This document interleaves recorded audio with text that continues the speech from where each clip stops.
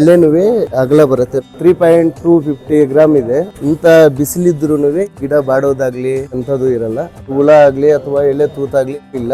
ಮೆಡ್ರಾಸ್ ಆದ್ರೆ ನಮ್ದು ಬರೀ 6 ಹೂವು ಮಾತ್ರ. ಅದೇ ಕೋಲಾರ ಆದ್ರೆ 12 ಹೂವು ಹಿಡಿದಿದೆ ಒಂದು ಚೀಲಕ್ಕೆ. ಮಂಜುನಾಥ್ ಶ್ರೀನಿವಾಸಪುರ ತಾಲೂಕ್ ಮಟ್ಕನ್ ಸಂದ್ರ ಗ್ರಾಮ. 2 ಎಕರೆಯಲ್ಲಿ ಕೋಸು ಬೆಳೆದಿದ್ವಿ. ಫಸ್ಟ್ನೇದು ಬಂದು ಅಗ್ರಲೈಸರ್ ಬಿಟ್ಟಾದ್ಮೇಲೆ 8 ದಿನಕ್ಕೆ ಅಗ್ರೋ ಸ್ಮೈಲ್ ಬಿಡ್ಬೇಕು. ಮಧ್ಯದಲ್ಲಿ ಯಾವ್ದು ಬಿಡ್ಕೊಡ್ದು. ರಿಸಲ್ಟ್ ಎಲೆನುವೆ ಚಿಕ್ಕಾಪಟ್ಟೆ ಅಗಲ ಬರುತ್ತೆ. ಇಂತ ಬಿಸಿಲಿದ್ರು ಗಿಡ ಬಾಡೋದಾಗ್ಲಿ ಅಂತದ್ದು ಇರಲ್ಲ. ಗಿಡಕ್ಕೆ ಇಮ್ಯುನಿಟಿ ಪವರ್ ತುಂಬಾ ಬರುತ್ತೆ. ಒಂದು ಹುಳ ಆಗ್ಲಿ ಅಥವಾ ಎಲೆ ತೂತಾಗ್ಲಿ ಯಾವುದೇ ಕಾರಣಕ್ಕೂ ಇಲ್ಲ. ಮದ್ದು ಹೊಡಿಬೇಕಾದ್ರೆ ತುಂಬಾ ಕಡಿಮೆ ಸ್ಪ್ರೇ ಮಾಡಬಹುದಾಗುತ್ತೆ. 3.250 ಗ್ರಾಮ್ ಇದೆ. ಇಂತ ಬೇಸಿಗೆಯಲ್ಲೂ ಈ ತರ ಈಲ್ಡ್ ನಾವು ಈಸಿಯಾಗಿ ತಗೋಬಹುದು. ಮೆಡ್ರಾಸ್ ಆದ್ರೆ ಒಂದು ಮೂಟೆಗೆ 10 ರಿಂದ 12 ಹೂವು ಹಾಕ್ತಾರೆ. ಬಟ್ ನಮ್ದು ಬರೀ 6 ಹೂವು ಮಾತ್ರ.